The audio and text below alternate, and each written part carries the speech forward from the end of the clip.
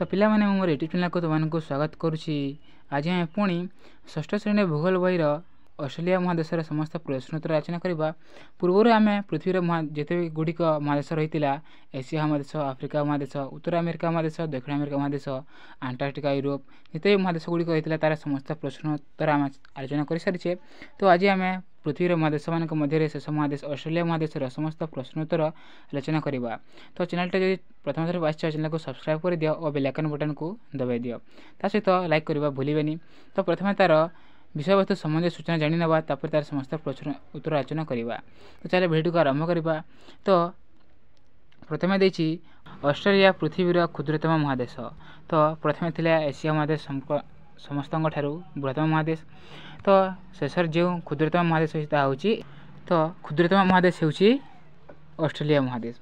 Australia महादेश होची क्षुद्रतम महादेश। यह 10 डिग्री 10 मिनिट दक्षिण अक्षांश 43 डिग्री और 39 मिनिट दक्षिण अक्षांश एवं 113 डिग्री 9 मिनिट पूर्व द्रघिमा ठारू 156 डिग्री 39 मिनिट पूर्व द्रघिमा मध्य अवस्थित। चतुर्दिगरे जलराशि घेरी रही द्वीप महादेश कहुए। यार ऑस्ट्रेलिया महादेशर चार दिगरे जलराशि घेरी रही है, से द्वीप महादेश कहुए। ऑस्ट्रेलिया, न्यूजीलैंड एवं निकटवर्ती द्वीप मानू नहीं ऑस्ट्रेलिया महादेश को ओसेनिया कहुए। तो ऑस्ट्रेलिया, न्यूजीलैंड निकटवर्ती द्वीप मानक नहीं यह कौन है ऑस्ट्रेलिया महादेश को ओसेनिया कहुए। ऑस्ट्रेलिया पूर्व उपकूल स्थलभाग ठारू प्राय 30 किलोमीटर दूर में प्रशांत महासागर में पृथ्वीर बृहत्तम प्रबाल प्राचीर रही। तो ऑस्ट्रेलिया पूर्व उपकूल है स्थलभाग ठारू प्राय 30 किलोमीटर दूर में प्रशांत महासागर में पृथ्वीर बृहत्तम प्रबाल प्राचीर रही। मरे डार्लिंग यह महादेशर उत्तर भाग में ग्रीष्ममंडल और दक्षिण भाग में नातिशीतोष्ण मंडल रही। तो ऑस्ट्रेलिया महादेशर उत्तर भाग में ग्रीष्ममंडल रही और दक्षिण भाग में नातिशीतोष्ण मंडल रही। ऑस्ट्रेलिया नीति नातिशीतोष्ण तृणभूमि को डाउन्स कहुए। तो ऑस्ट्रेलिया नातिशीतोष्ण तृणभूमि को कौन कहुए? डाउन्स कहुए। यूकालिपटास यही महादेशर मुख्य वृक्ष। तो यूकालिपटास होची देशर मुख्य वृक्ष। यार उद्भिद और जीवजंतु अन्य महादेश गुड़िक ठारू भिन्न। तो एठार ऑस्ट्रेलिया महादेशर उद्भिद और जीवजंतु अन्य महादेश गुड़िक ठारू भिन्न अटंती। एठारे कंगारू और कोआला आदि जीवजंतु देखा जाती। तो एठारे कंगारू और कोआला भली जीवजंतु देखा जाती। यह महादेशर देश गुड़िक मध्य Australia, New Zealand, Papua New Guinea, Tonga, Fiji प्रधान। Sydney, Melbourne, Perth, Canberra, Wellington, Adelaide, Christchurch, Hobart, Auckland आदि यही महादेशर प्रधान सहर।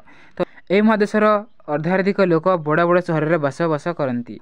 तो यही लोकर यही देशर यही महादेशर लोक मैंने कौन करती? बड़ बड़ सहर में बसवास करती।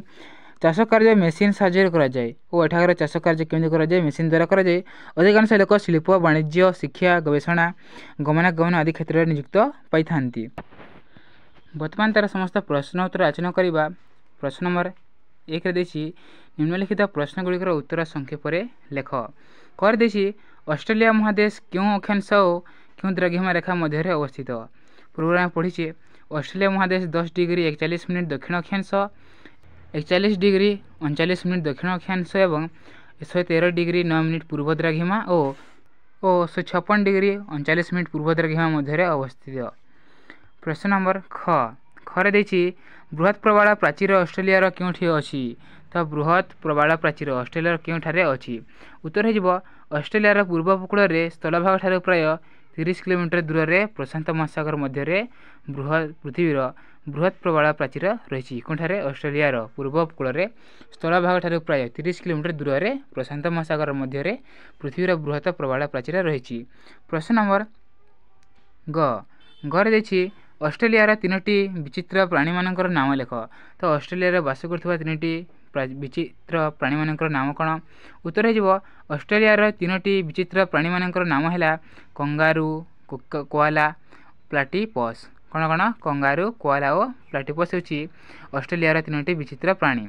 प्रश्न नंबर घर देखी अंतःस्थलीय नदी कहले कौन बुझ? अंतःस्थलीय नदी कहले कौन बुझ? उत्तर जो नदी समुद्र न पड़ी तार गतिपथरे थिबा जे कोनोसी ह्रदरे पड़ी थाए बा समुद्र पर्यंत पहुँची पारे नहीं ताहाकू अंतस्थलीय नदी कहुए।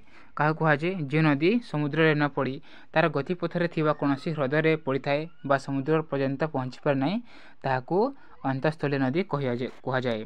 प्रश्न नंबर 2 रे देछि प्रश्न गुड़िकर उत्तर लेख। कर देछि ऑस्ट्रेलिया महादेश को केतोटी प्राकृतिक विभाग में व्यक्त करा जायछि सेगुड़िकर नाम कण। तो ऑस्ट्रेलिया महादेश को केतोटी प्राकृतिक विभाग में व्यक्त करा जायछि और सेगुड़िकर नाम कण। उत्तर जीव ऑस्ट्रेलिया महादेश को 3टी प्राकृतिक विभाग में व्यक्त करा जायछि। पश्चिम भागर मालभूमि प्रथमटे होछि पश्चिम भागर मालभूमि, 2 नंबर होछि मध्य भागर समतल भूमि और 3 नंबर होछि पूर्व भागर उच्च भूमि। यह होछि ऑस्ट्रेलिया महादेश 3टी प्राकृतिक विभाग। एवं जब प्रश्न नंबर ख को प्रश्न नंबर ख रे देछि ऑस्ट्रेलिया तृणभूमि को कौन कहुए। उत्तर हो ऑस्ट्रेलिया तृणभूमि को डाउन्स कहुए। कौन कहुए डाउन्स कहुए। प्रश्न नंबर ग ऑस्ट्रेलिया 4टी बड़ बड़ सहर नाम लेख।